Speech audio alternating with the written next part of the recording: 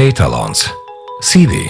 Labdien, es esmu E-talons. Es nesūtu jums savu CV, lai stātos darbā, jo es jau strādāju Rīgā un starp citu vēl 19 Eiropas Savienības pilsētās.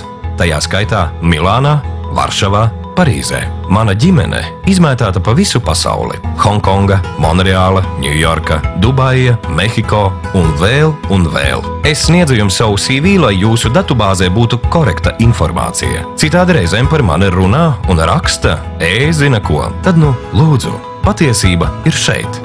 Dzimšanas dati. Es esmu privāta Latvijas uzņēmuma Rīgas karte produkts, kurā 51% ieguldījusi Rīgas satiksme un 49% ACS Solutions France. Ārvalstu sadarbības partneris tika izraudzīts ļoti rūpīgi. ACS ir Xerox grupas uzņēmums un tika izvēlēts, jo jau 40 gadus visā pasaulē ievieš publiskā transporta risinājumus, tostarp e-talonus. Pēdējos 20 gadus ACS ir pasaules top 3 uzņēmumu skaitā savā nozarē un pirmais Eiropā jau gadu pēc gada. Rīgas satiksme un ACS kā akcionāri ieguldīja Rīgas kartes pamatkapitālā 2,6 miljonus latu. Lai ieviestu jauno tehnoloģiju, ar to bija par maz. Tādēļ Rīgas karte paņēma aizņēmumu bankā vēl 9 miljonus. Un 2009. gada martā es ieraudzīju dienas gaismu Rīgā.